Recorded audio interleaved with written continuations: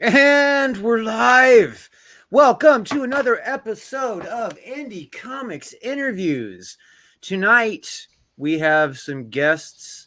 We usually have guests. What am I saying? But tonight we have some guests that we've had before and not had before. And wait, someone has arrived. Hold on. Who is that?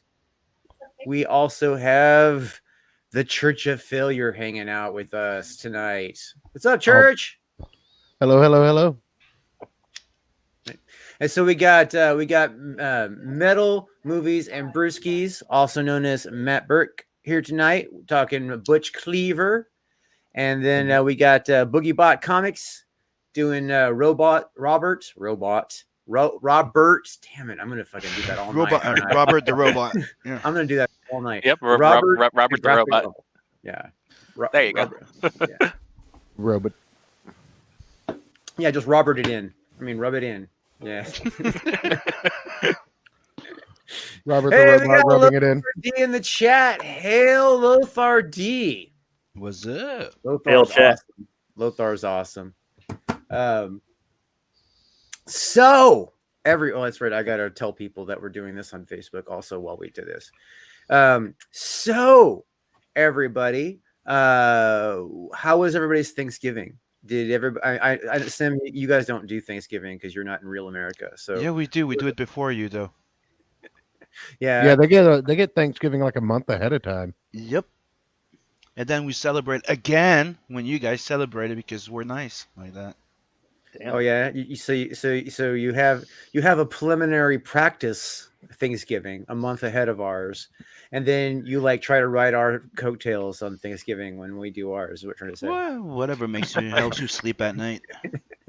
Yeah, you already know about my Thanksgiving. I had to show that damn bird off. Oh man, you made me jealous, dude. I actually got to get to a meal. I didn't have to eat frozen dinners this year.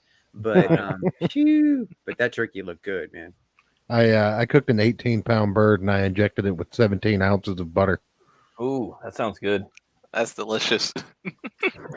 The most American thing, the most American thing next to deep frying it is just inject it full of butter. You know what else you could do? Sorry, what were you saying? I was gonna say you could get some bacon and put it under the skin. I call that stuff in the bra. I also inject it too. That's pretty good. Oh yeah, I'm gonna have to do that next year. By the time I'm done experimenting with turkeys, it's just gonna look like a Frankenstein. Bacon under the skin, full of butter, honey mustard glaze. Honey mustard glaze. That's too much, man. That's too much. No, man, you get that crispy skin with that honey mustard on it. Oh. So we know how Church's Thanksgiving was. Okay, Sim, how was your practice Thanksgiving? Was okay. Simple, clean, Yeah, no biggie. Was it just another weekend? Yeah. All right, and then so what about you guys? How about you, Matt? How was your Thanksgiving, brother? It was good, man. We skipped the turkey this year. Everybody got kind of turked out this year, so we just did tamales and some ham and a bunch of sides, man. Do you guys say that in your house? Do you guys call them tamales? Oh yeah, absolutely. Yeah, you say everything all super white until you get to the word tamales, and then you're like, exactly. Tamales. Yeah, tamales. Yeah, you gotta respect the tamales. Exactly. Oh, my family, my in-laws, they're all from Mexico. Okay, right on. Hell yeah. But yeah, I'm waiting for the turkey for next year. It was kind of cool taking a year off, but yeah, that's what we did. It was fun, man. Can't wait. You can always have turkey on Christmas as well, Yep, or chicken. Do most people do hams on Christmas? Because I've always seen that where most people always do a ham for Christmas. Yeah, but primarily they do a standing rib, which is a bone-in ribeye with the ribs cut off and tied back on. French. Saying that ribs sound good too, though. When you're from a really fat family, you get ham, turkey, and another meat. Oh yeah, that sounds. Oh man, do like the Romans. Yeah. Get their ducking, we always got roast at Christmas, roast beef. Just a big old huge. Yeah, that was. I think that's because it was my favorite. You know, it was hard to get me to eat when I was small. So, you know, you guys are going to make me change my name back to Church of Feasting. Doesn't roast beef sound good? I haven't had dinner yet. Oh yeah, roast beef's delicious. Especially like when it's cooked in a pot, you know what I mean, with the vegetables around it, and they just all absorb the juices. So you get the potatoes and carrots that just like soaked up all that beef juice. Yeah, nice crock.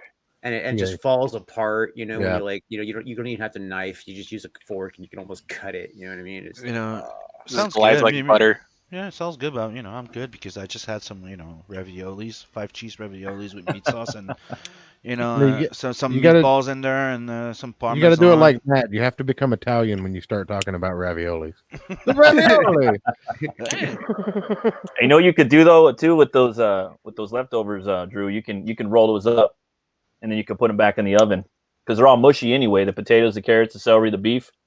You make some bomb flautas with those. Take them back out. Put some green enchilada sauce on them. Forget about it. Ooh, delicious. There's usually not too much leftovers after I get to the roast. I'm just saying, that's like one of the things I'll gourd myself on. Allow it. Yeah, definitely. All right. So, what about you, Boogie? What did you? How was your Thanksgiving?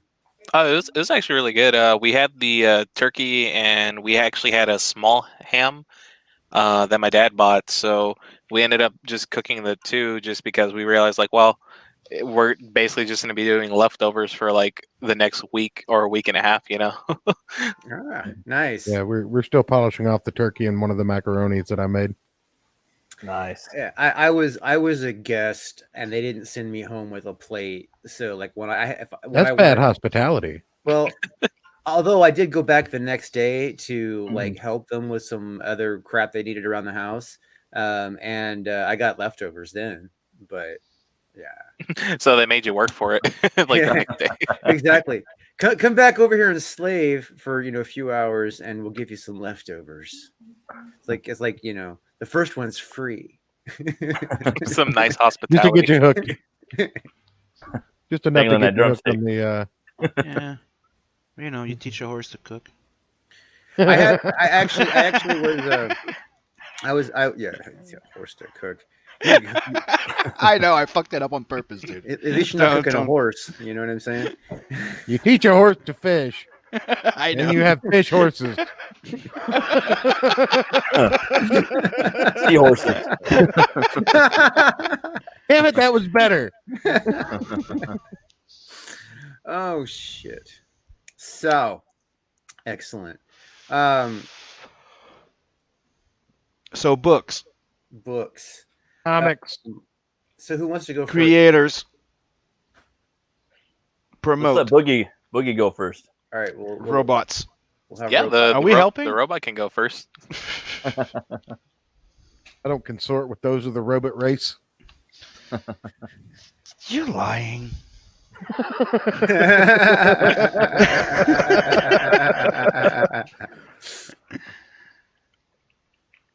Why? Okay, so now we know why you're called Search a Failure, because he failed at that. Got it. That's weird. I'm not getting my I'm not getting all my do what? Chrome tabs. You know what I mean? On the windows. I'm gonna close that and try again. That was weird. Never seen that happen. Yeah, it's happened to you. Oh, you know what? Duh. It has been a long day. I might be trying to share from the wrong computer. Oh. Just might. Chrome tab. Yep, there it is. Duh. All right. So it's all Windows' fault. Yeah, it was me. It usually is Windows' fault. Don't let him lie to you. So, come on, this thing has got to groove in a little faster. So while we're waiting for this thing to resolve, there it goes. Why don't you tell us about yourself and where the idea of Robert the graphic novel came from? Okay. Well, would you like to see the trailer first, or do we wait a little bit on that? We can do the trailer first, but usually I was going to warm them up with who the person was who was behind that work. But Just trying to figure out if your name's really BoogieBot, if you're a real person or just a robot.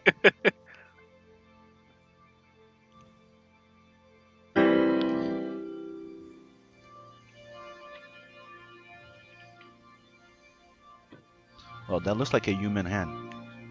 Definitely human.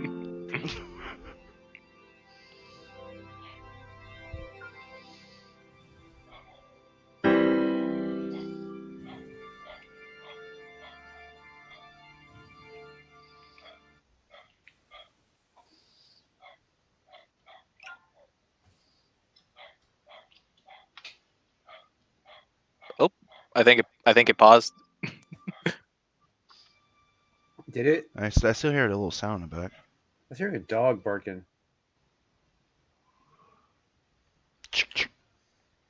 Might be my kid. Sorry. That's my dad. Me, I'm like.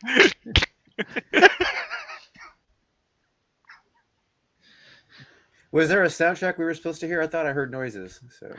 Yeah, it just paused on that like that kind of like 2-page spread of Eastwood just kind of standing over like the canyon. Well, let's just watch it again then. Sounds good to me.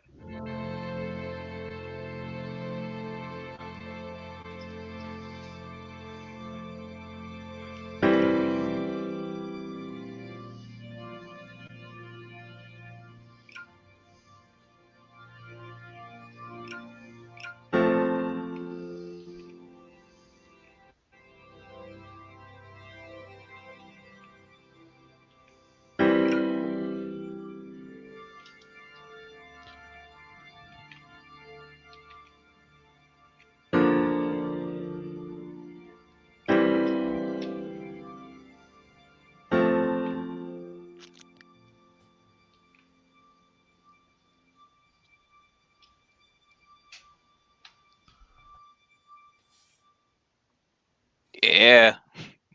That was awesome.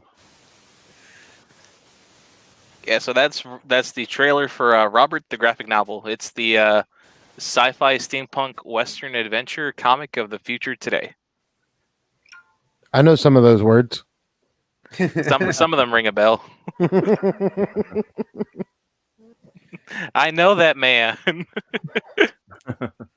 So I really like the aesthetic of the robot. Are you the artist or the writer or both? I mean, a lot of time people pull double duty, but yeah. So on the project, I'm actually the writer, the penciler, inker, colorist, letterer, and then I'll be doing the fulfillment whenever the book gets printed.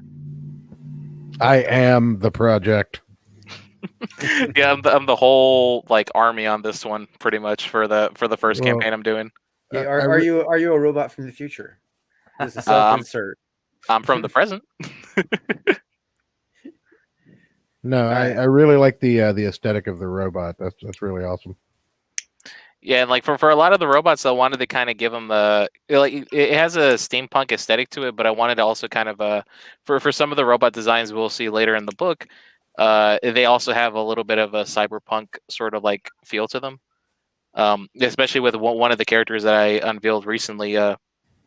His name is Sid, and in the book we're actually having I'm actually introducing punk rock bots in there as well.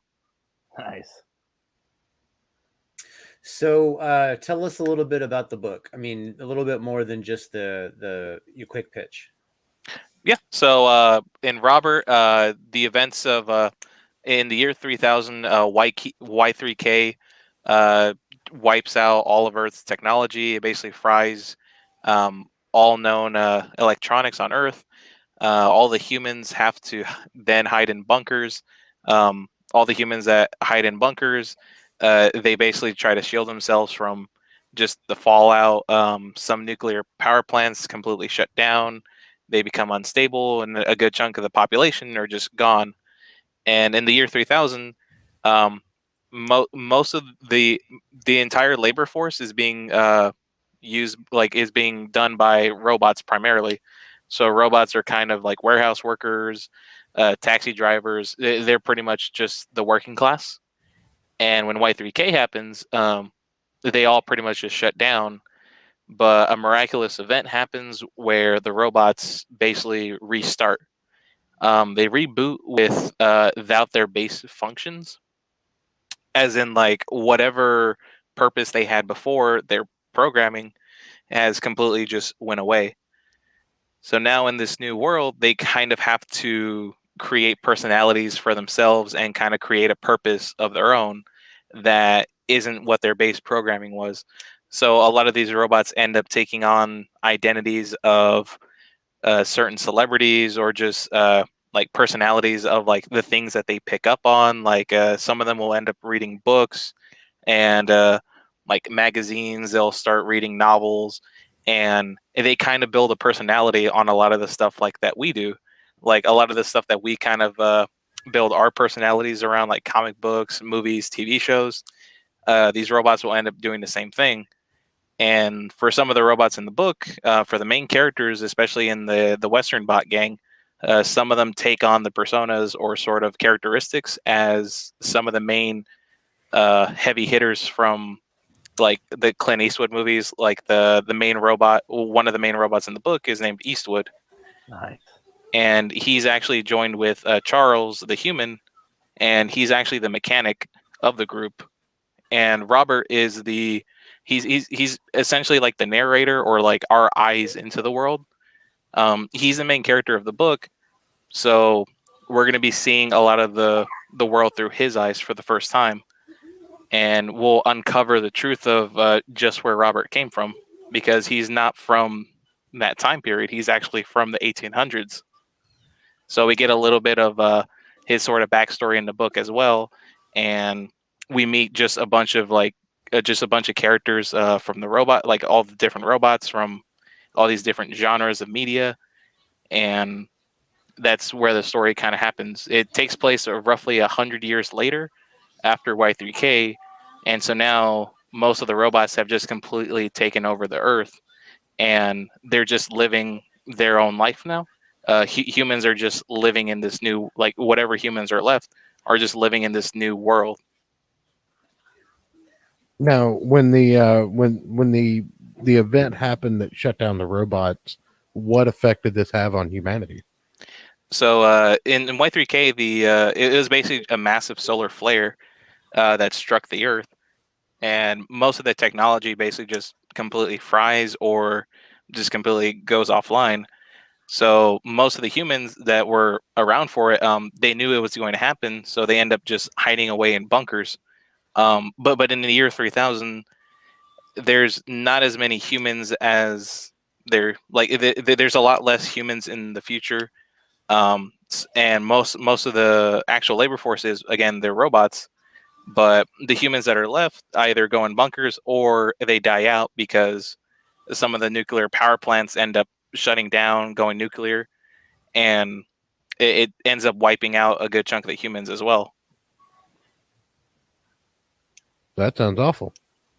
Oh yeah. And then the main, so most of the characters that we're actually going to see in the book are robots. There are still humans, but they're more of there's a lot less humans in the book than there are robots. And Charles is actually one of the main human that we follow along in this book. So we have Robert, the bot out of time, Charles, the charlatan, Eastwood, the bot with no face. Yeah, kind of play on the man with no name. Right. Go ahead, make my day. Yeah, and a lot of the dialogue in the book, it'll actually kind of go off of like the same personality of like Clint Eastwood from a lot of his like movie roles, you know. Right. And then this guy right here, choking Charles, this is actually the main villain of the book, Ramon.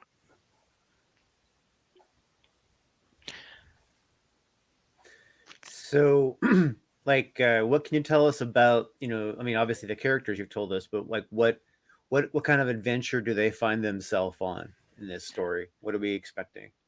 So the adventure the main characters end up finding themselves in is that the book's events, it takes place roughly 100 years after the events of Y3K. So most of the robots and humans have already started to kind of like they've already started to kind of like start living again, or just like kind of getting some sense of like normalcy in their world. But they uncover Robert from this smoldering like wreckage, and when they awaken him, they encounter two other robots that are trying to take all of their robot parts, because in the future, for robots, bits and pieces and parts are sort of like the currency for robots, because if a robot's eye goes out, they need another eye. And the humans that are mechanics are also seen as a very like as a hot commodity as well, because there's not really any robots that know how to fix themselves, so they need certain humans to actually fix them. And so they end up encountering these two robots that are trying to basically like steal all of their gear, and they end up killing the two robots. What they don't realize is that these two robots are actually part of the Western Bot gang, and the leader Ramon sets out a bounty on the three of them to basically just send out a message to say that nobody can cross him. So in this book, it's basically a cross-country adventure to get away from the Western Bot gang, and that's where the story basically takes place in this whole story, like the 60-page graphic novel. Okay. Nice. That's awesome. So it's 60 pages. How much of that is done now? Right now, I'm actually at the 40% mark of fully colored, penciled, inked, and I'm actually starting to do some of the letters on like the lettering on a couple of the pages, but I want to make sure I get all the artwork completely done first, so that way the lettering is consistent throughout the book. Cool. Yeah, and then we're looking for the expected shipping date in May, so I've kind of given a little bit of leeway time for me to actually be able to get this book done. But the book will be completed way before then, though. Cool. Well, and then the art looks really great, man. So yeah. Well, thank you. And then in that page, those are the two robots that end up trying to steal some of the parts off of Eastwood. And then that's where the whole adventure sort of starts from, crossing Ramon by killing two of his men. Is Homeboy wearing a knapsack on his back? Yeah, basically just like any random supplies that they can get, because so the humans, whatever humans that are left and robots that are left, they end up trading specific items. So like whatever a human needs, a robot doesn't need, but whatever robot parts a human might have, that robot desperately needs them. So like, say for example, if one of the humans needed milk, and a robot just so happens to have like powdered milk, like the canisters and stuff like that, they would always like it's kind of a bartering system in the future, where like, oh, do you have an extra hand? Well, I'll give you an extra hand if you give me cans of food. So that's where like a lot of because that's the only way how they can actually do like proper trading in this time period.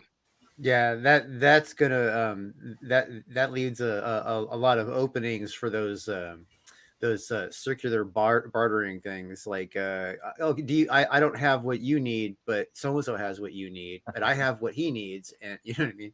Yeah, exactly. And, yeah, that can get kind of funny. That actually, back in times before currency, to my understanding, I wasn't there, of course. That's how stuff worked. I mean, it's like you might not need something specific that somebody else has, but you need what they have, so you have to go and find out who needs what you have, so you can get what they need. And it's just exactly. And with the Western Bot gang, their whole the name of the game for them is the more robot pieces they have, or just the more equipment they have to actually fix robots, the more powerful they seem, because like with this gang, they have all of the resources that any other robot could very well need. If they needed a leg, oh, join this gang, you can get a leg, work for us sort of thing. So that's where the Western Bot gang ends up getting more robots to join their cause, which is just to basically just steal any and like gut different robots to pieces and take them for everything that they have. Sounds like a robot Genco. Okay, kind of similar to that, yeah. You know what I like about your robots, man? They have a lot of weight to them, and I like them because they look like they're from the 70s or maybe even 80s. They're not sleek. They're very clunky. They're heavy. I love them. I wanted to kind of give them all because like it's going to be like, again, it's roughly 100 years after Y3K.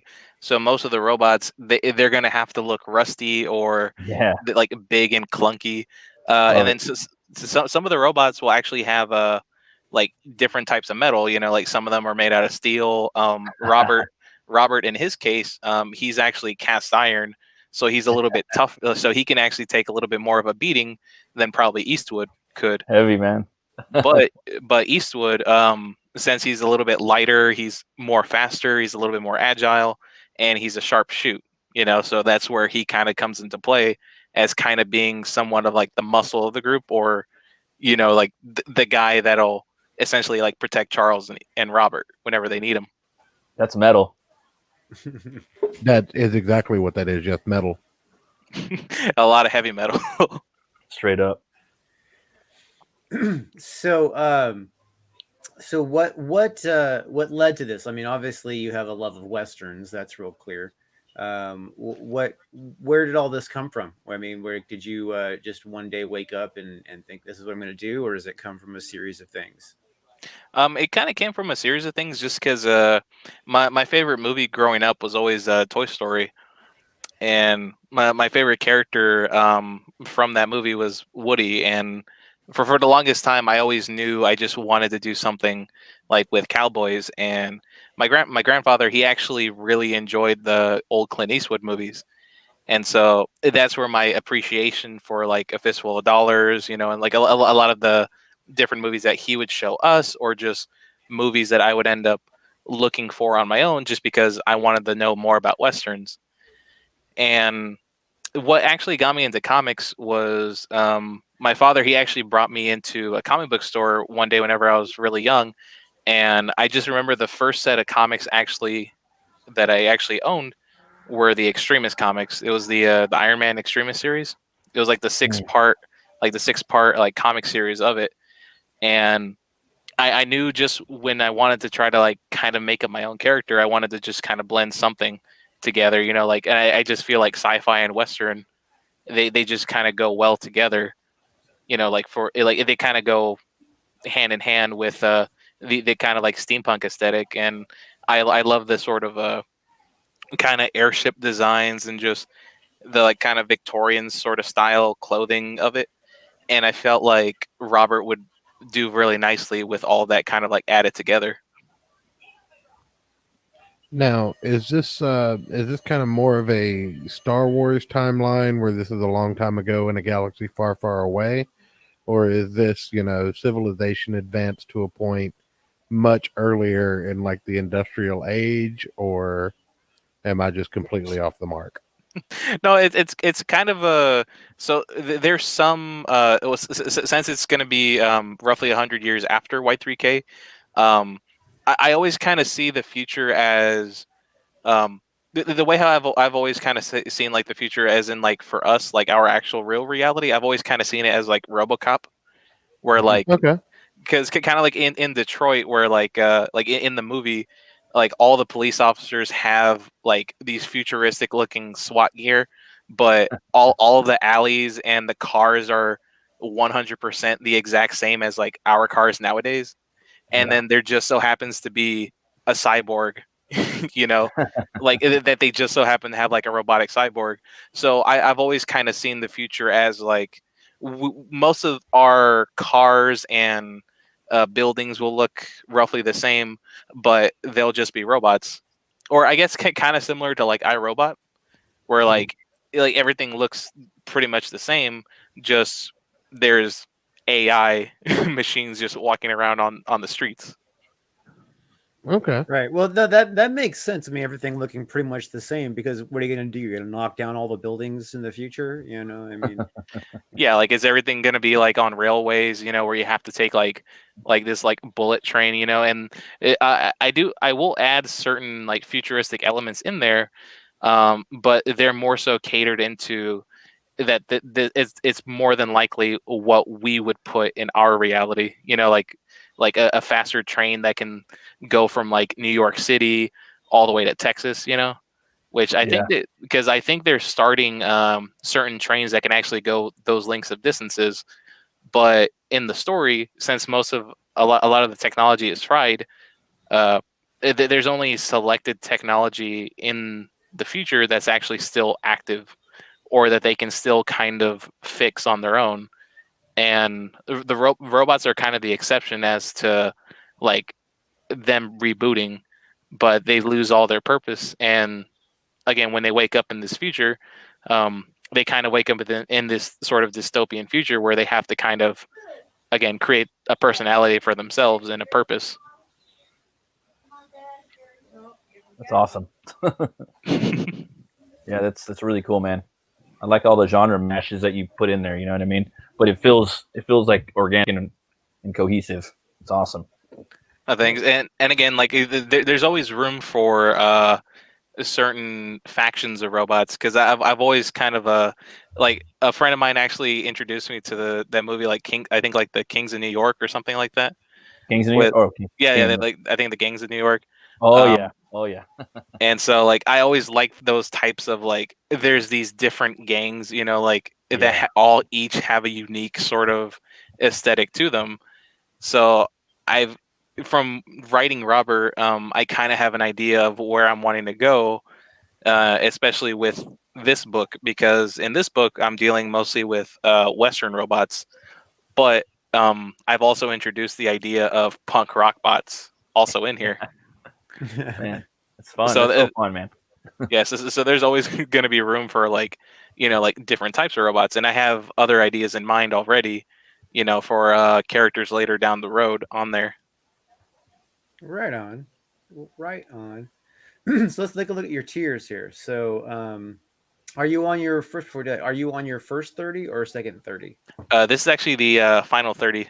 Okay, so you're in the final 30, and you are $770 away from your funding goal. Which That's correct. Yeah, so hopefully we can share this around a little bit, and people can. Did you hit John Malin up? He has a tweet out right now that says get on his list if you have an active campaign, so he can share that. Have you seen that? Yeah, I saw that right as I got out of work, and I was glad to get it right on time whenever he just posted it. So hopefully this Saturday, because I think he's doing it this Saturday. Hopefully. Yeah. So hopefully that'll get you in front of a few eyes probably that haven't seen it yet. so, and make sure you really like push hard when you get your chance, because he's not going to give you a long time to talk. You know what I mean? Mm-hmm. And your trailer is great, but I would say if you get a choice of using your time up talking or using your time showing the trailer, I would talk, because there's nothing audio during your trailer. You know what I mean? Mm-hmm. So as far as like the best use of time, I would say pitch the book. Tell them why they want it. Make sure you convince people to buy it up, because you want to get to that 3K. You know what I mean? And then after that, your approach can do whatever. Once you get that 3K, you know, then you can go in demand. You can take your time. You know what I mean? But you got to get there. So. So everybody who's listening, you know, he only got 770 to go. You know, so that's a few backers. So let's spread the word for him. Let's see. Let's get that link in the description. Sim's probably drawing or napping over there. No, I'm actually drawing the badger. Oh yeah. Mm-hmm. I did a quick layout before the show, and I'm technically doing a quick. Want to see? Ooh. Well, show us after we go through his tiers. So, all right. so that we can have something to break up the two stories. All right, so then we have Robert Gears and Cogs bundle, which is $85, and that says here a copy of Robert graphic novel signed by the Boogie Bot of Boogie Bot Comics, mailed to you in a secure packaging. Now, when you say secure packaging, do you mean secure like I do it with like lots of tape, or do you mean like you're going to put like a lock on it with a code? I'm just kidding. I would hope a lock with a code, because sometimes the mail system, sometimes they kind of like bash mail in, something that'd be a little bit tougher for them. But put a robot on it. Well, it's hand delivered by your own personal robot. your own robot from the future. Little drone. Hand delivers it in a lockbox with a code.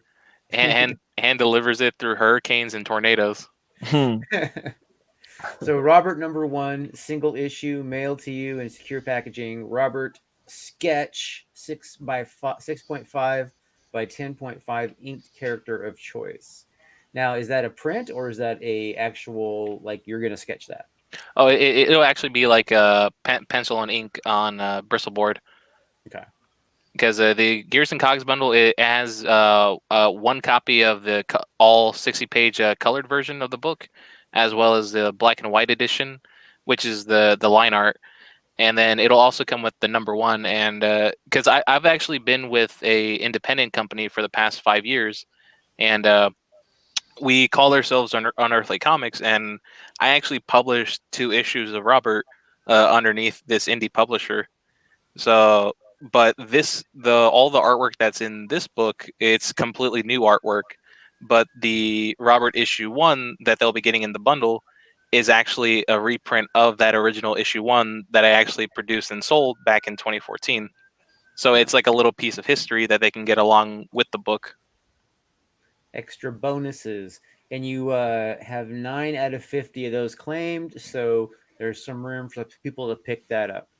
Sounds like a good tier. Yep, and whatever extras we end up producing, stickers, posters, they'll automatically be added in there anyways. Sweet. And then Robert the graphic novel, that is just with this cover right here. It's the in color. And then here is the Robert black and white. And then here we got double barrel Robert pack. I'm assuming this is 2 books. Yeah, it's for like, because I guess like a lot of campaigns also do like the like double packs where they'll have like for overseers, it'll be a little bit cheaper for like airfare and like shipping. So I wanted to kind of give that option, even if just in case people wanted to kind of get in on it, like they can split it. It makes sense. Then you got both the color and the black and white on this one. And then you got the interior cover art A. This is original art, or is this digital? Nope, it'll 100% be because the cover that I did for this book is actually 100% on bristle board with ink. So the interior covers will be like chapter breaks in the book, but they'll 100% be the 11 by 17s. And I haven't unveiled the art yet for those, but I showcase the cover inks at the bottom of the campaign, so people will know the quality of work that they'll be getting with a cover page. Because all of that right there on that black and white cover, that's actually on page. So there you go. All right, everybody. So there's your chance to get in some of this Robert, the graphic novel. Anything else? Yeah, I do have a question. Yeah, I do have a question. Why Robert?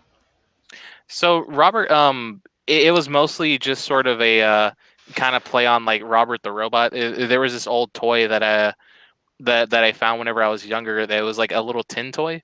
Mm-hmm. I found him from a flea market, and whenever I tried finding, like when I tried like looking for a name on him, it turned out that he was just a little like tin toy that they called Robert the Robot.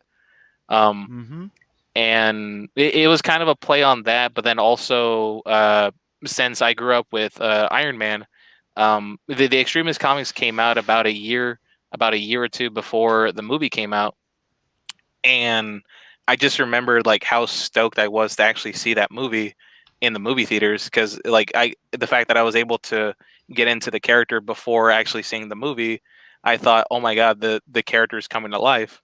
So it's a little bit sort of a could kind of play on like all the things that I've kind of grown up with, especially like with the tin toy, but then also having Robert Downey Jr. Be Iron Man. I thought it was just like a nice little kind of like callback or just a little kind of reference for that too as well. I thought that's funny because that's one of the things I was telling Drew before. It's the reason why the in Telson and Nav Verse the droid in there, his name is Bob. Robert the robot, because my stepdad's name was Robert, and we nicknamed him Bob, so that's why the robot's name is Bob. That's pretty cool. So I thought it was funny when I saw Robert. I'm like, huh. Make up a Roborg. Is it, and then the robot in Lost in Space was Robbie the robot also. So. Over in the private chat, is that the tin toy you were talking about? Let me see if I can. It's over in the StreamYard's private chat. Yeah, that's exactly it. That's it. My cousin worked at Toys R Us, and there was a Rob that worked there, a Bob that worked there, a Robbie. There was a metal version too. Yeah, there's a metal version, and then there was another one, so he just called himself Bobbert. There were just so many of them.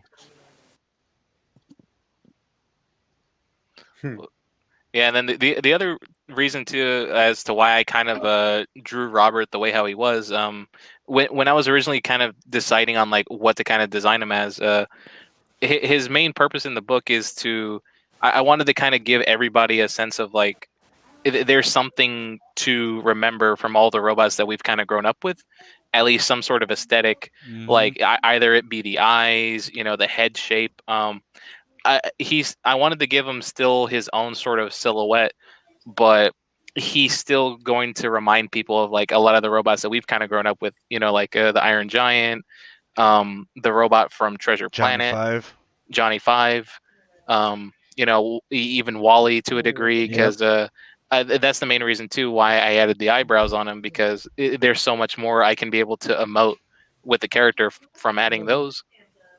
And then even the little dent on his head from the Iron Giant. I mostly just wanted to kind of give a sense of like, like he'll be familiar to people, but also just be fun and just, like a great character to just like kind of have alongside with all those other robots too. Yeah, that's awesome, cool. Man. Very cool. All right, so everybody get in on that. Let's see if anybody has bought anything while we were sitting here gabbing. No, not yet. It's Christmas time, Cyber Tuesday, so possibly everybody's a little spent on buying stuff at the moment. But Greg in the chat says Wall-E plus Westworld. Yeah, I would say that's pretty close to it too. Sounds pretty awesome. Hell yeah. All right. So, Sim, you want to tell us about what you're sketching there? Oh, that's badass. That's pretty sweet. Yeah.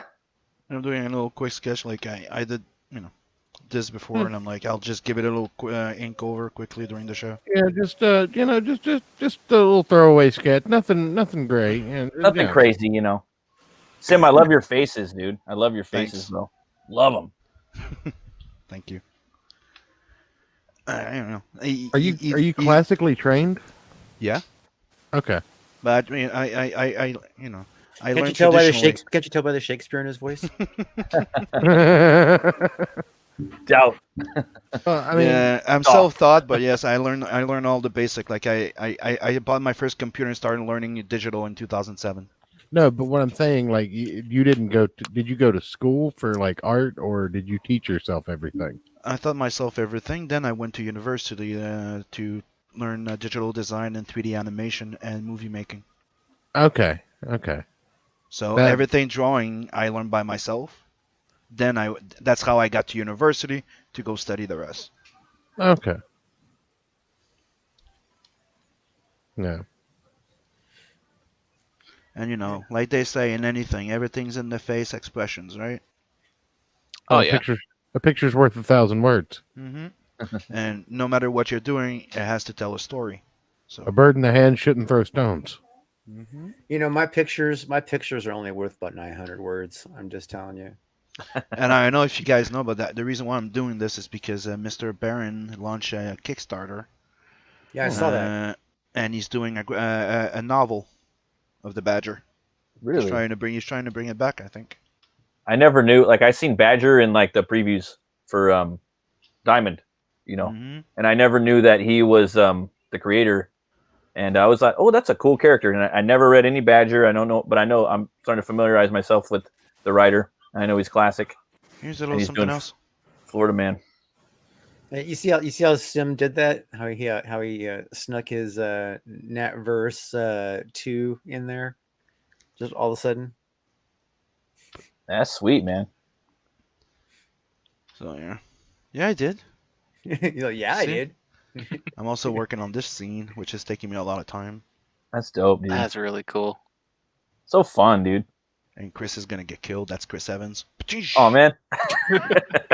Kicked off a fucking hover bike. Like, you get a 200 dude, is that a coffee? Is that a morning roast? Oh, just fucking right. Look at coffee.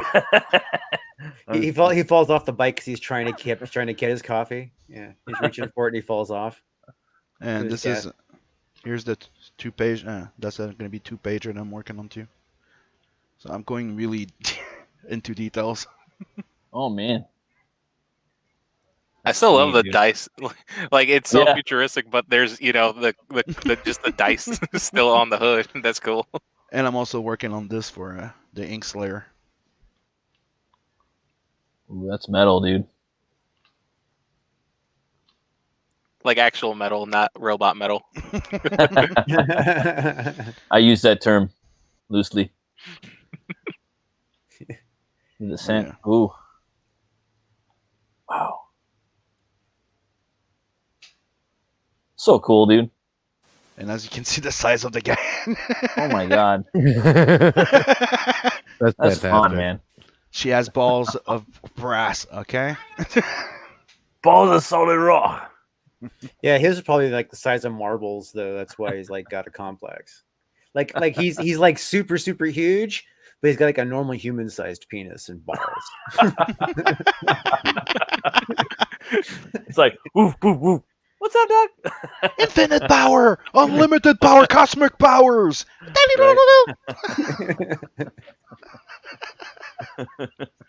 That's one of the jokes that people are like, "Hey, why is everybody running when he's like, yelling? Everybody's running." I'm like, "Yeah, because they're running away from the smell."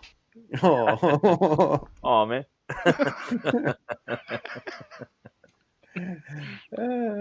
Okay, so on the smell joke. On that note, stinky. So, hey, why do you think they wear loincloth? Oh, Jesus Christ.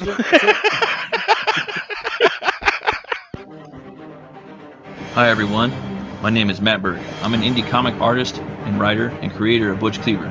So what is Butch Cleaver? Well, if you threw Batman, Swamp Thing, Jonah Hex, and Hellboy into a meat grinder, Butch Cleaver would come out. Butch Cleaver is a fantasy horror western about a brutal butcher who is killed and brought back to life by a voodoo curse that grants him the power to control and weaponize bone. He tries to use said power for revenge, reckoning, and redemption. With influences of old spaghetti westerns, Sin City, and horror movies from the last 80 years, Butch Cleaver might be the book you're aiming for. In this campaign, I'm offering a 48-page colored graphic novel with different tiers, backer input, and stretch goals. I was told I couldn't be an artist. I was told I couldn't make a comic. Now I'm here to ask you, help me prove the haters wrong and back Butch Cleaver. Thank you for your consideration. So did we prove them wrong? Hell yeah, definitely. We did. Remember when you came in like, oh, the extension didn't work, and we all freaking dude, did we fucking like? Everybody jumped in, man. That was unbelievable. And all you were seeing on your feed on Twitter thing was Butch Cleaver everywhere. I'm a Dumbo, man. I'm just gonna do it 60 days next time, hopefully. Yeah. But I got this here Voodoo Ranger. I guess Captain Love and Butch Cleaver have a little thing in common. Oh yeah, they have a voodoo in their past. Yeah. Well, there's a little voodoo in Captain Love's history. That's. I was gonna say, where he has a ponytail. That voodoo that you do. Voodoo. So I'm sure you're sick of making the pitch, but why don't you tell us about yourself and your book, Matt? Sure. Yeah. My name is Matt Burke. I'm just an indie, comic book creator. I created Butch Cleaver about 10 years ago, give or take. And it's just basically this character I wanted to make that was a man in a Western. And he's killed and he's brought back to life by a voodoo curse. And that curse gives him the power to weaponize bone on a molecular level. So he's basically blue collar. He's not going to make computers or, anything crazy with his bone weaponry.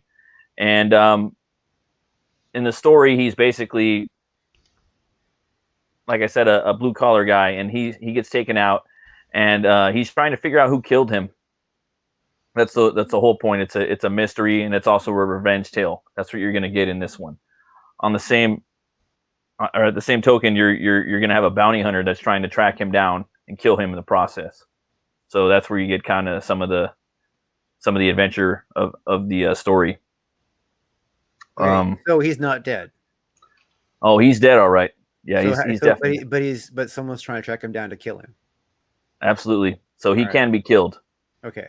But he's already dead. He's already dead. So is he like dead? Like, what's the second death? So the second death would just be, well, I'll spoil it.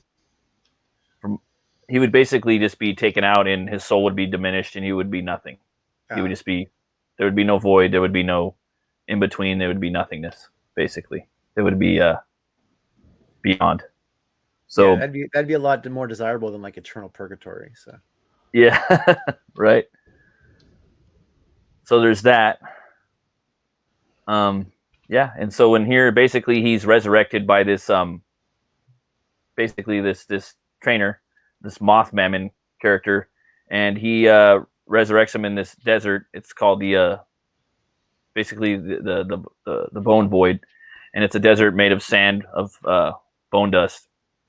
And he wakes him up and he trains him and he shows him on how to use his powers. So they have a little scrap, and he kind of pops in and out throughout the tale, through this story and the next one, hopefully, if I get to it. And he's basically guiding him and training him along the way. He's a mysterious character. So what are you most excited for us to see about this comic? For me, I just want people to be entertained by it. That's the main thing. I just want people to pick up the book and have a fun time with it. That's the only thing. If they're entertained with it, then by all means, hopefully they'll come back and get the second issue. That would be my dream, basically. So your dream is repeat business. That's good. That's a good dream. Yeah. I just want to keep making them. I have this planned as a trilogy, and I could take it different ways from there. But yeah, that's the way I want to go with it. That's the main goal, just make it entertaining. That's what I always say, because you want them to have fun ultimately, whoever's reading it. Yeah. And by all means, man, this looks pretty sick, honestly. Oh, thank you. I appreciate it. It's a nice cityscape. You obviously put a lot of time into getting things on there. Well, I wanted to make a world where I can put basically things I like to draw. I like to draw a lot of things, but I really like, cowboys, Native Americans, barbarians, samurais, ninjas, Vikings, pirates, privateers, banditos, all that type of stuff. And I want to put that in a world with Gothic architecture. He did saloons. It again. Tamales, banditos. It just the accent it just kind of every time. It just creeps in a little bit. Yeah, and fantasy. I'd like dark fantasy, like Vampire Hunter D. That's another thing. Lord of the Rings, Conan the Barbarian. You know, I love that stuff, and I wanted to try to find a way to kind of itch it in there. I love American folklore. Try to itch that in there. I love European folklore. Try to get it in there. Try to do little things to set up the world. Now that's just the world. That's not the story. That's not the adventure. But that's the place that they can play around in. So is the control over the undead and whatnot, is that what gives you the opportunity to use these different elements from so many different time, like across time? No, What? actually, in the story, you were talking about drawing like so many different things. Like obviously, samurais didn't exist in the same time period as this kind of architecture and in this kind of place, but you know, and gargoyles and whatnot. I mean, that's a much more medieval type thing. Like you still have gargoyles, but it was more of a medieval and Roman type thing rather than, you know, samurai or modern. So is the undead like theme of the book what gives you the opportunity to bring all of those elements together in this setting, I guess is what I'm trying to ask. So that will be later explained, probably in the fourth book. But with this, basically, it's an alternate universe of America that would take place probably like around Texas or Louisiana, and there would be artisans from the old world, the old country, that came over and built these cathedrals. Because I wanted to have cathedrals, every other building, a cathedral, a French Quarter building, a saloon, a mission, just a lot of that stuff in the building. So that's kind of how that goes. But it's a parallel reality to in 1800s. The book does take place in the 1800s.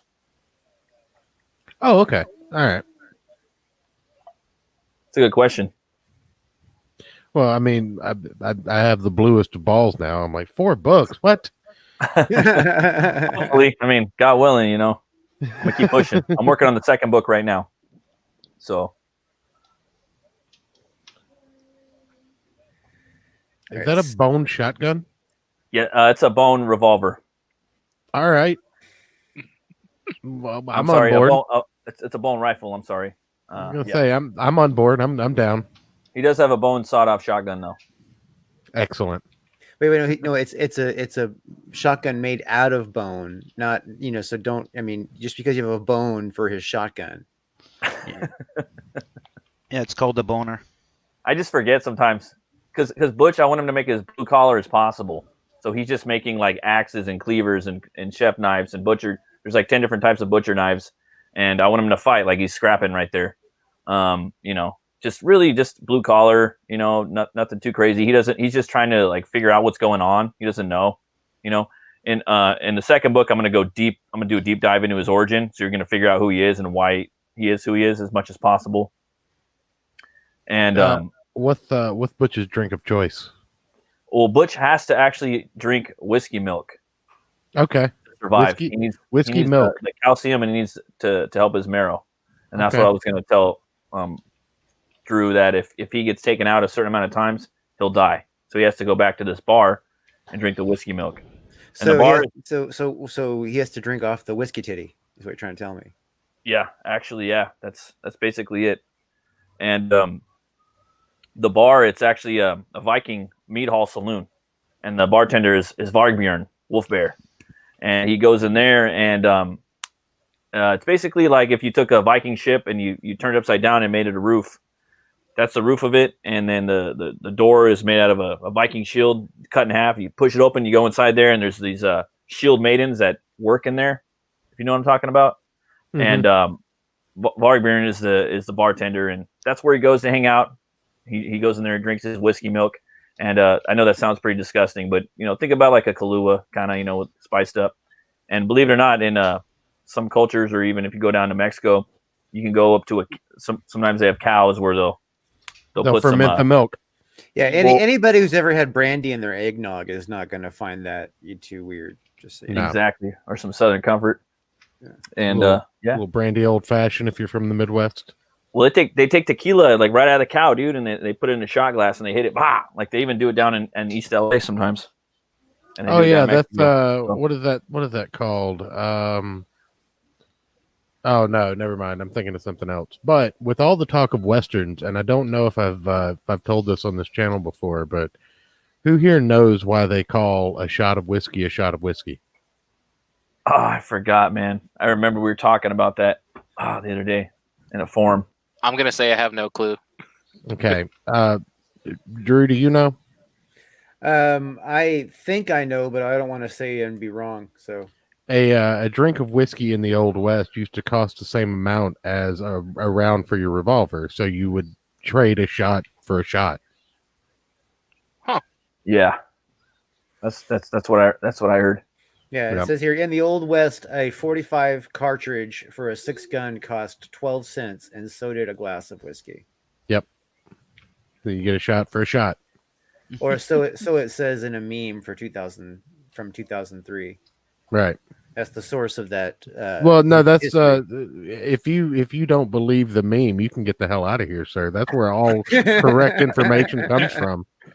I want you to understand the internet told me this. And you better believe everything you see on the internet. Quote Abraham Lincoln. We must abide by our overlords, you know. Abraham Lincoln said that if you see it on the internet, it's absolutely true. And you can't say he's a liar. That's right. Ben Franklin said Wikipedia never lies. Correct.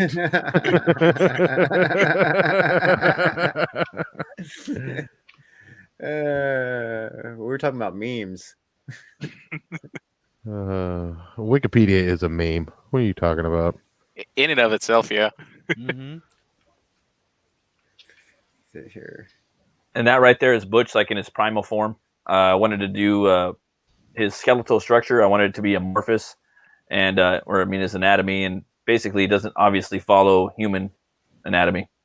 I thought that could be fun as an artist to draw different forms of bone. Right. The way he's constantly turning, and yeah, that's why if you see a 6-pack is made out of bone, that's why. So there's a few theories actually. I'm sitting here reading from why it's called a shot, but I don't want to digress too far.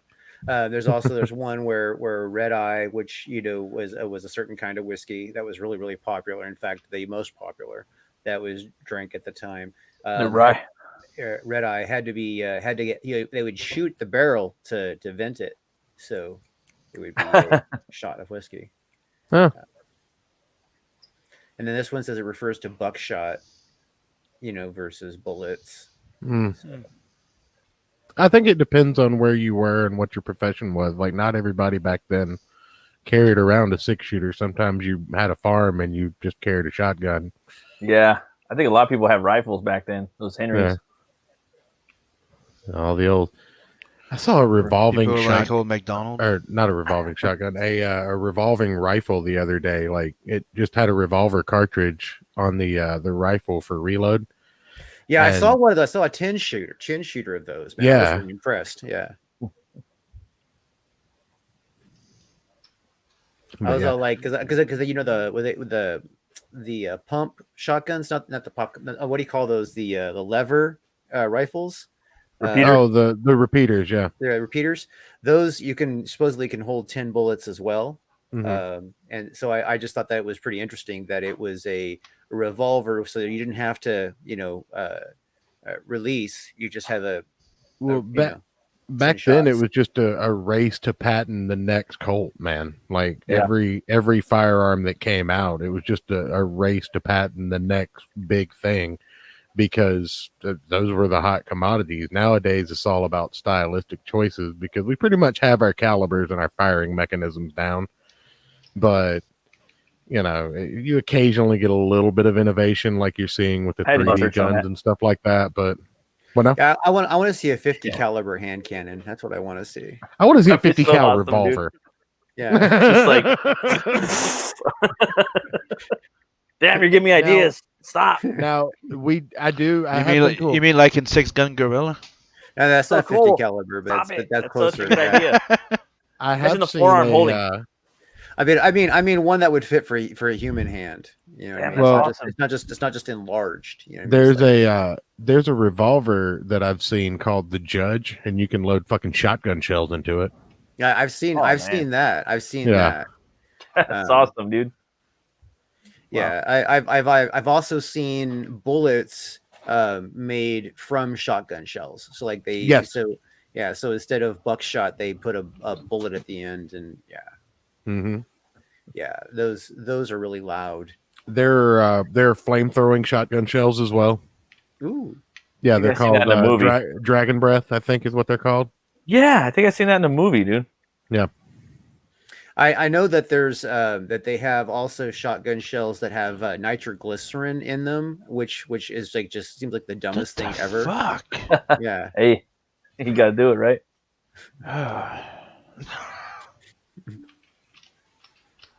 And right there, I just put some inks up from the cover. If people want to check it out, they can, pick it up if they want.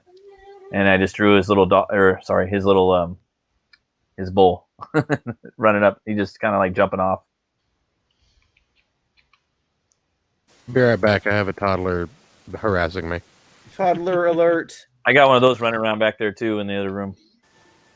I don't. You impatient little monkey. But I got a bunch of cats, so it's almost same thing. That's even harder to do. Yeah.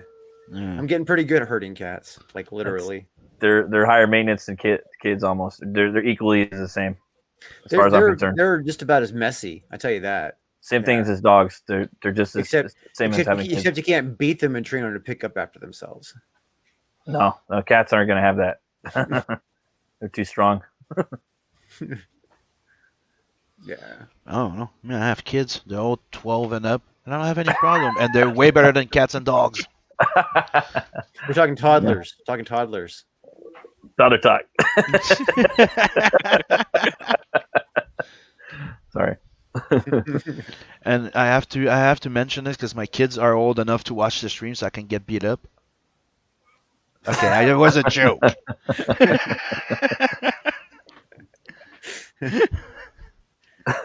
Sim wakes up. He's taped down to his bed. There's a frying pan. Dad. There's a frying pan swaying over his head. We saw, and the message on the wall saying, "We saw your stream last night." Fuck. All taped up. You're all taped up, and the coffee's right there on the table where you can't reach.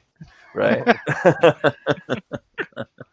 And then you're like, "Yeah, you're making Daddy proud." That's how you do it. We go next level. We can go next level torture. We could have like bacon grease dripping off the pan. Oh, it. No, that dude. What the fuck did I just walk back into? A lot. Coffee, bacon grease. Like, what kind of kinky shit are you guys into? Like, I'm not down for this. Tuesday night. Why is it always got to be sex with you? I don't know. I mean, what else would I come to you for? Oh, holy shit! I know I'm pretty, but damn, dude. Guy, it's the ponytail he wants to pull on it. That's all. I used to have a ponytail twice. Oh, you mean you like two of them? Handlebars? Yeah. That's what I thought. I grew it out, then I cut it, and I grew it again. Back in the metal days. Oh yeah. Then I donated lots of love. Yeah, I just had my I haven't got a haircut since like high school. My freshman year I cut all my hair off. It was like the worst experience ever. I felt like I couldn't get out of a Halloween costume. So I shaved my head like a few days ago, and then my wife came in. Oh, what the fuck did you do? Or what do you do to your head? I'm like, well, can you line it up in the back for me a little bit, dude? I'm like, thank you, I appreciate it. It was just too much, dude. It was just too much. Sorry. No, I would probably, do like a mohawk and like tattoo the sides of my head if I can get away with it. But I was thinking about rocking a mullet, It would power mullet. It'd be a hindrance in business meetings, let's just say. Go with the power mullet. I don't know. Depends on who you're having the meeting. Okay. Well, I guess it would depend on what the meeting is about, but Yeah. most of the meetings I have today, people expect me to be reliable and somewhat, to a conservative audience. So Doesn't mean you can't show up in a top hat still. Mm-hmm. My word, I said no, good day. I can show up in the top hat, but if I do, I'm not getting the gig. Let me just put it that way. Yes, sir. So, Top of the morning to you, lads. Yeah.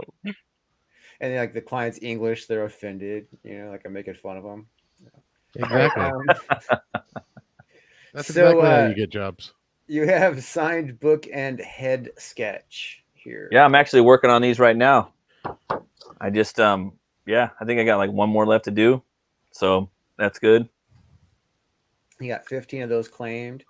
And then you got the medium Butch Cleaver t-shirt. You got 1 out of 8 of those. That's this right here. If you guys want to look at it in the background. So you just did a tier for each size. That way you didn't have to worry about getting backer info on sizes.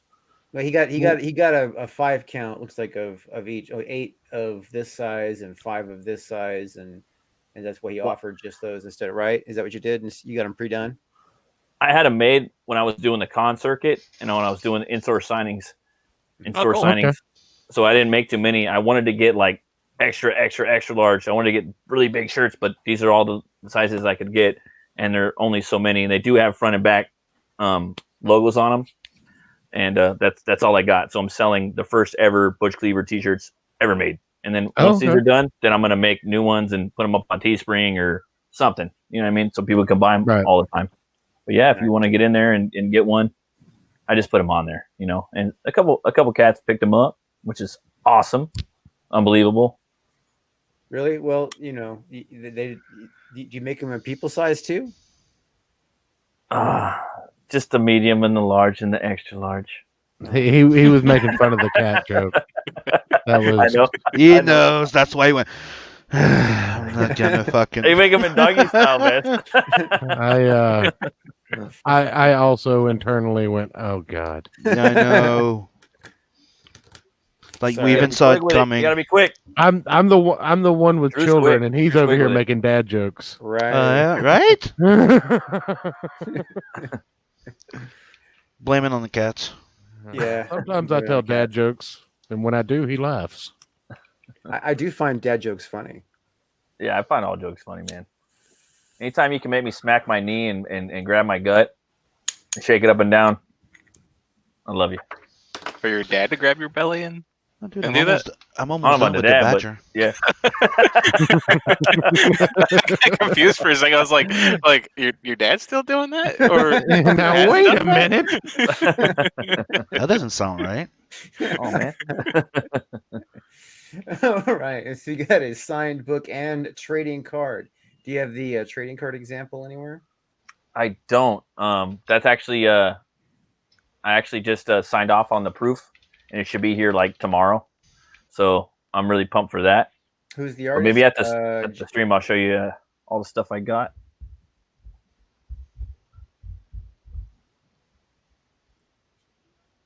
And 2 books and 2 trading cards. Obviously the same setup that we were talking about earlier.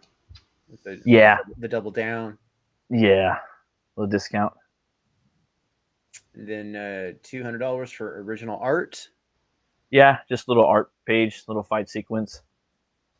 Do they get to choose the page, or is it already pre-assigned? It's pre-assigned. I wanted to just have a picture in there that was action-packed.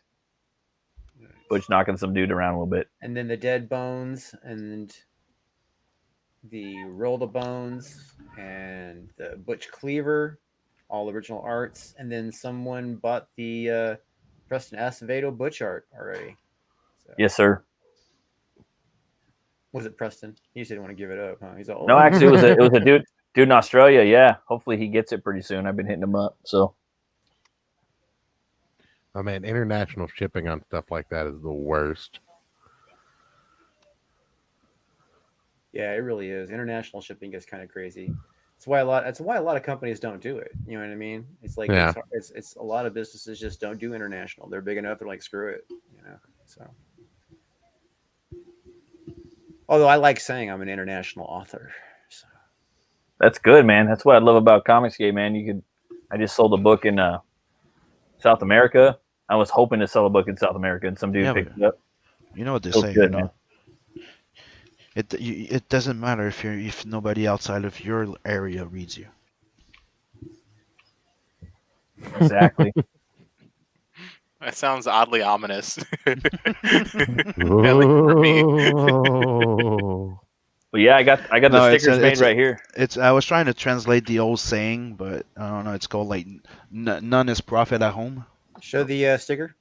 So I got the stickers made right here. 6 a.m. Oh yeah. First 100 backers get one of these Jason Bascom cards of Butch Cleaver, and then the people that signed up for the pre-campaign are going to get this right here. It's a Slaughterhouse Homicide 0 card about Butch Cleaver, and then the one that everybody is going to get should be coming in any day now. So I'm working for it, and we're going to be fulfilling in hopefully February or maybe even before. Nice. And all the cards are by you? All of them are by me except for the Jason Bascom card. And also, everyone that backs the book is going to get the first print of Butch Cleaver #1 right here. Oh, it's a warts and all edition, so it's gonna have grammatical errors and whatnot, but it's a first print, so you guys are gonna have a little piece of history, much like Boogie Bots.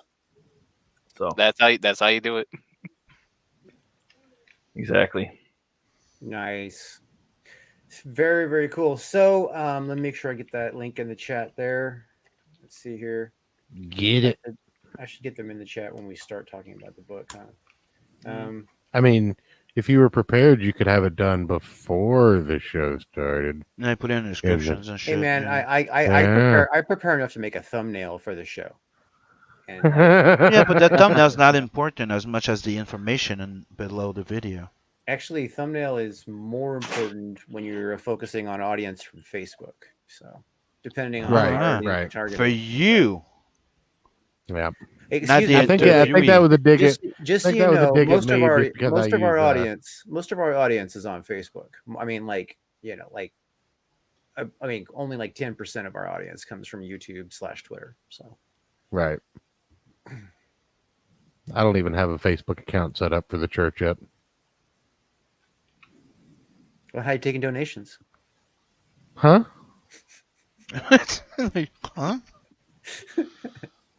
What about money? People make money doing this? I just show up to talk shit. Why do I want to make this a job? A lot of people make money just showing up and talking shit. In fact, Facebook offered the comic show and the horror talk both monetization option on videos. Oh, nice. So I'm sure they're throwing it around like crazy, but we've been consistent enough to where we got offered. So we can charge people to watch videos now apparently, but we're not really going to ever do that. But if we ever find a reason to, you know what I mean? Like, we have the capabilities of it. If Drew ever takes his shirt off. Yeah, you don't want to see me with my shirt off. I saw but somebody might want to pay for that. I saw Wenger with his shirt off once. I'm sorry. It was on a stream that I was on with him that I guess he got a super chat and somebody said take your shirt off. We mentioned Preston 3 times and he shows up. What's up with that? Oh, I've been spinning counterclockwise in my chair the whole time. I guess the accumulation just summoned him. Here we go. What's up, brother Preston? Good to see you, brother. What's up, Preston? Yeah. So, while we're talking comics,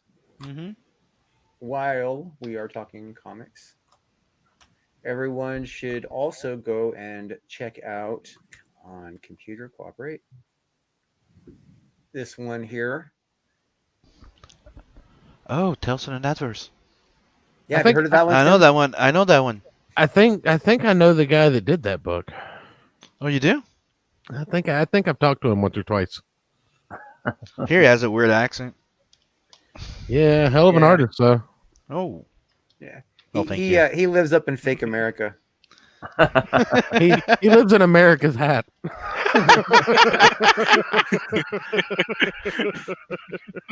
America's beret. Get it right. So yeah, I'm just waiting on colors to be done, and then we're going to print. If you look in the updates, I've been, there's a lot of cool stuff.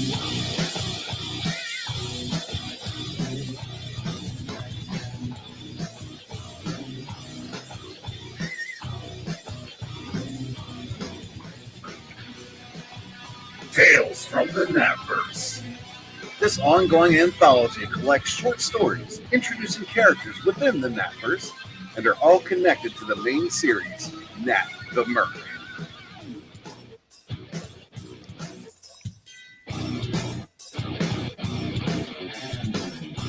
This 64-plus page perfect-bound anthology series collects short stories introducing Nat, Lawani, Rose, Zed, and other characters within the Nav Verse that you'll get to know and love in this prelude.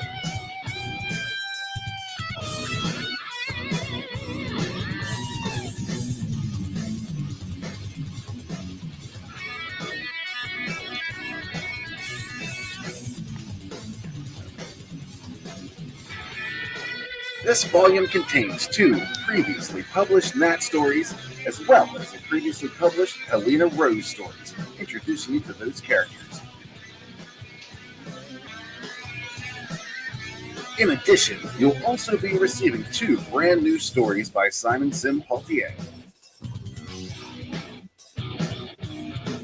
Royal Rumble, colored by Seven Legions Michael Beacon. Also, Nat and Zed, colored by Spartan Scotsman of Xenotype. Arm up and fire off into the Nav Verse. Yeah. Oh, So what up on the Nat? What up on the Nat Verse and Captain Love crossover? Well, it's gonna have to wait until he finishes his other 2 crossovers he's working on at least. So, But it's theoretical though. Still, we did discuss about it about a while back. We have discussed it. Yes. Yep. And here's a sample of the beacon colors. damn, dude, damn, that looks That's a low res. sick, bro. Let me go to the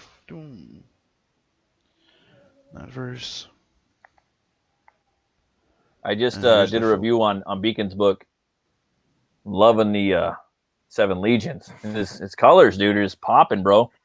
Yep, there you go. It's so beautiful, dude. Look at that. Look at the spacescape in the background. Like the nebulas that he did, the colors are freaking awesome. And if you zoom all the way here, because you're going to need a magnifying glass. Yeah. You can see all that. You have the big nose of Chris right there. Oh, man. Oh, man. excellent. I love that, though, dude. And That's like when you're watching the Star Wars and you see E.T. in the background. You know what I mean? Bender. You have C2PO. You had Bender in there, too. You have the are you my mummy from Doctor Who? Mars Attack. Invaders. Yeah. Awesome, dude. That's so Bender. cool, bro. Then you have Gur and Zim. You just chilling. Nat. Then Martian Manhunter. you have Marvin. You have Dude. Alf eating ketchup. Dude, I got a boss that look like Alf, exactly like them. You have the Ace. You have an angel from Seven Legions, because That's awesome. and Job from Tripping the Riff. That's so cool, dude. And that's the Royal Rumble, right? Yep. And if you look here, see? Yeah, now you recognize the ships. Yeah. The Planet Express. You have the Captain Harlock. Yeah. You have the from Hitchhiker guy from the Galaxy. Yep. The Firefly. And here you have a Star Destroyer, but with wings, because I don't want to get sued. You just gotta change it slightly. You just gotta change it slightly from that copyright. That would be an awesome poster, dude. That would be an awesome poster. Straight up. And here, that's the interior cover that Inkspot colored for me. Dude, ink spots, bro. So Oh my God. You're gonna open the book. So that's gonna be the interior cover. It's gonna say "Cue the music" right here on the left, And here you're gonna have the credits, like following the explosion. Oh my God, Inkspots is popping, bro. It's beautiful, man. So gorgeous. And let me Love show that. you. He sent me He did the colors for the entire back cover. Hmm. And that's how the Wow, book's gonna dude. close. That's cool. Oh man, look at that. If you back Bloodhunt, you know I like presentation and I like to make it look nice from opening the book all the way to the end. Oh, for sure, man. I backed Blood Hunt. I loved it. Did a review on it. It's so fucking entertaining. So fun. I'm I glad loved you it, liked man. it. I can't wait for the sequel. I know you're not going to do it for a minute, but I want to enter the Nav Verse. Yeah. This is awesome, dude. And this is a series we're starting. Like I have like Tales from the Nav Verse. I have 3 issues planned. Then after that, I'm launching the 6th issue of Nat the Merc, and I have 3 more Tales from the Nav Verse planned. So I have technically cool. 12 issues planned. Oh man, I'm there, brother. I can't wait. And as you've seen, I'm starting to work on the Wolf Dragon and Demona, which is going to be part of the Inkslayer. Oh man, the Wolf Dragons. That's right up my alley, man. That's metal. Oh, and did you guys see this? Ryan Wynn, what he did? I did that little left corner, right? Yeah. Right. He did that during the Dude, that's sick, bro. throw and chill, and I'm like, holy That's shit, I badass, want dude. it. I'm like, I'm gonna have to buy it from you. He goes, it's yours. That's awesome, dude. I mean, look at that, dude. Like, oh man. I like his style. Like it's a bit like his, Simonson, like Walt Simonson. Yeah, I love Simons. Yeah, and dude. I'm a big fan of his, and I'm like, dude, I think I'm gonna have to hire him to do a variant cover.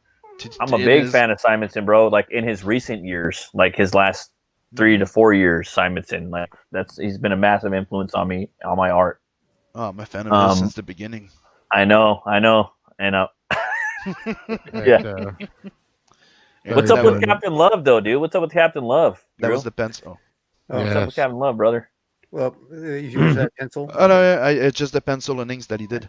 Well, Captain Love's, we broke 5,000, and which considering if you put all the Rise of the Pirate King campaigns together, that puts us over the 20K mark. You know what I mean? So so things are going all right. That everybody's going to get a little print with their Captain Love. It'd be nice if we can get the numbers higher. Obviously, the stretch goals are going to stop because it's going to go to print here real soon. I'm finalizing my lettering. I seriously, I keep changing my mind on stuff, but I have a little bit of slack before I have to send it to print. So, but I should, based on past experience, everybody in the domestic United States should have their Captain Love right before Christmas. Fuck. That's what's the matter, dude. Tim? It's like I'm getting a fucking. I felt left out. I feel like like I was pointed right now. It's like, yeah, that's awesome. I'm just joking. That's cool, man. I get you because you're not in real America. Yeah. Oh, because I'm gonna get it in 2 months. What was it that he said? The hat of America. Right, the hat of America. The hat. What about the visor, dude? What about the bowler? The beanie? The bowler of America. The beanie of America?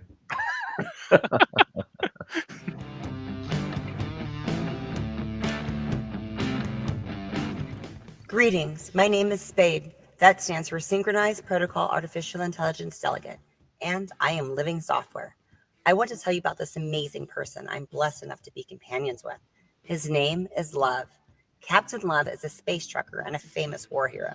He once saved the solar system from a madman's reign. Some people believe him to be immortal, but if you were to ask him, he would say he just hasn't died yet.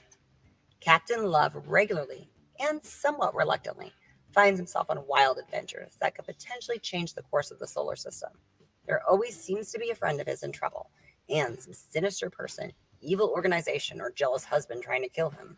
Sometimes it's friends, or a woman's attention that gets him in what seems like a tough situation. But regardless, I am always there with him. I look after him, and I know him better than anyone ever will. He is a really good man, no matter what anyone else says. And you feel like the universe is caving in, there'll be love to the rescue. And it seems like nothing will be right again, there'll be love to the rescue. Captain Love to the rescue. Captain Love to the rescue. Captain Love to the rescue. Yeah, so Captain Love is in demand. Our campaign, we did all right. Everybody's going to get the print and the trading card and a beautiful book. And I'm probably going to throw some extra stuff in there because I have extra stuff to throw in there. And it's going to be beautiful. The artwork is awesome. The story's fun. You know, I try to let people know what's going on, but I find that talking about it is too many spoilers. But there's still posters going to be available. I'm going to have plenty of posters. I got the Vinny one, which is, you know, I mean, I have that one. Those are printed already. I have that one here in a frame. Link. It just sits here within reach. Sweet. Oh, that's awesome, dude. That's cool. That's so badass, dude. I love that. And that went over so well with the chapter 1 campaign that I decided to make lots of posters. Let's see, dang it, which one I want this one here. Yeah, I decided to make lots of posters this time, and I'll tell everybody a secret surprise who's paying attention. If you are a person who actually bought one of the all poster perks, so you either got all 6 posters and 3 t-shirts, or all poster shirts and books, if you got one of those tiers, you're going to have a couple of surprise posters in your mix. Damn. Just saying, there's a couple other posters that it's familiar artwork. You've seen the artwork before, but they're coming as posters, and they're going to be bonus for those three perks, ones that have all the poster perks. So anybody who's thinking, hey, I want those bonus posters, you know, and you don't have those perks, it might be time to get them. Just so you know. So this one is the artwork by Pat Maxton, Doodle Bags. Oh yeah, that's badass. It's using Slammit as the colorist on this, and Peter Gilmore's throw to James Bond from Venus with Love. Now this one right now is probably still my favorite piece. This is the first time Jean, aside from her trading card, has been depicted alone. And this poster really sings. I can't wait to have this thing on the wall. You know what I mean? And if you're a collector of Captain Love, you know, these are things. Oh, let me just tell you, as far as these posters goes, you're going to want to collect them. If not now, they're going to be more expensive later, because I'm going to offer them in a collector's book so you could either buy the book to put them in if you already have them, you know what I mean, at a discount, or you can buy, you know, all together already assembled, the whole book with the posters in it. And that's not going to be until the final campaign of Rise of the Pirate King. So that's awesome, man. You know what I love about Captain Love? What he reminds me of? You know he reminds me of? He reminds me of Jack Burton. Yeah, there's Big Trouble in Little China. There's definitely a lot of Jack Burton in Captain Love. He's like trucker, man. He just is that badass, you know what I mean? And a little bit of Han Solo, man. I love that, you know, and I just really love that character, man. And it reminds me of a lot of the stuff from back in the day, dude, like in Starship Troopers and RoboCop, you know. And oh man, I read the first novel. I just backed the second or the first and second chapter, and I can't wait to read what you got for it, man. It was a lot of fun, man. Sweet. Yeah. I'm looking forward for people who've read chapter 1 seem to like it, you know, already. You know, I'm hoping that people are going to, be as hooked when they read chapter 2, because I'm writing it to just sink in a little bit more each time. So sorry, I'm basically feeding your addiction. Yeah, dude. I'm like, dude, what's up, bro? Like, I got my popcorn. I'm like eating it. I'm like, dude, I hit my popcorn, dude. Like, you just ended the story. I want more. What the heck, man? Yeah. So there's a future for Captain Love. It's going to go on a long time. I'm not going to be quitting this anytime soon. Sick. So if you are a hardcore Captain Love fan, get in on it now while you can. And then obviously the secret bonus posters that will exist in the all poster pack. You're going to want to get those because that's going to be awesome. I think Pepper, are you trying to close my computer? I think that makes a good show, huh? Hour and a half, everybody. Make sure that you make sure you go in and get yourself some love. Also go and check out Butch Cleaver. Get yourself onto that campaign, back that book, get yourself a copy of it. It'll give you a boner. How's that? All right. Check my screen. I'm almost done with the thing. Let's see that badger. The badger. Let's see that badger. Badger. Badger. Bring the badger. Oh, Dude, damn. that's dope, bro. I like the 4 claw thing. I was gonna say I always wondered why Wolverine only had 3. Right? Because it's the I think it's the common thing between when you're a ninja, right, and the weapons, because it needs to fit between your knuckles, right? Yeah, right. The knucks. Yeah. So if you have 4, it's gonna be going over your knuckles, and it's not very useful. I will say that that was probably the only cool thing out of what was it, X-Men Origins, like the X-ray scene where you see the actual claws coming through, like the knuckles. Yeah. Like in that scene, like the movie. I love that movie. I love that movie. It sucks, but I love it. I love Leah Schreiber in there. But that's a cool scene when you see like the bone, like you see the claws just literally coming through. But right? Yeah, I didn't like it all that much. Like, I thought it was cool, but it's kind of like you didn't need it. You didn't need to explain how it goes through the knuckles. It used to come out on top of his freaking hands. Yeah, on top, like you used to have 3 sockets on top of his hands, so it just passed through. Technically from the forearm, the wrist, all the way to the 3 exits. Now, since we're on this, let's take a minute and remember that for years and years and years, he had blue gloves with those metal guides for the claws. Yes. Let me just explain. Those would never work practically. Okay. No. You would just rip through the gloves every time. He had them on his hands. It was not part of his gloves. On top. Yeah, it was on the gloves too, though. Oh, yeah. Were those little metal bits on his actual hands? Yeah, it was also on his hands. That's the thing. Holes on the gloves. Holes in the gloves. Okay, that makes more sense. Yeah, I learned something. I just learned something new about Wolverine. Yeah. Oh my God. If you go back, you'll see that they used to always put those 3 things behind his hand. It's one of the things that in storytelling that you like to do sometimes is to give, like, if somebody has a power, right, that goes over, he has something that he needs to hide, or he can't hide, right?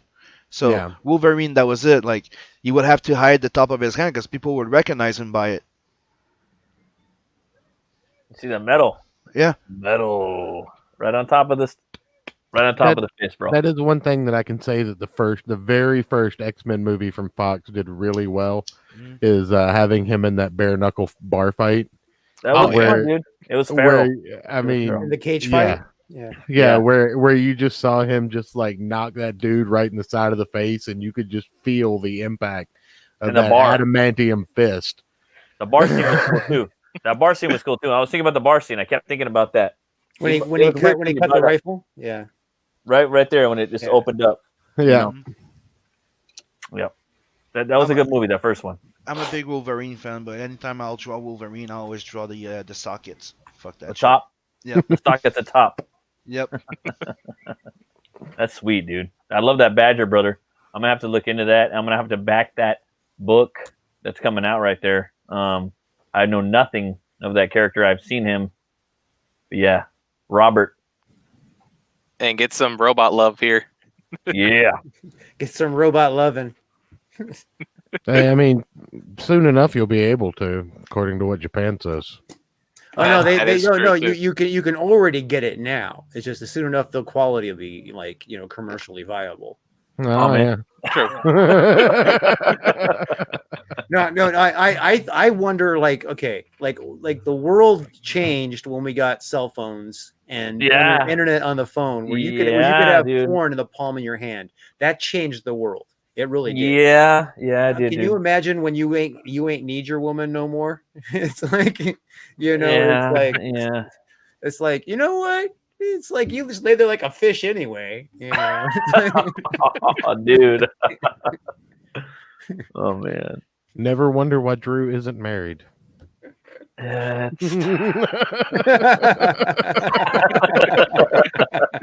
you're saying, I'm not saying nothing neither, right? No comment, dog.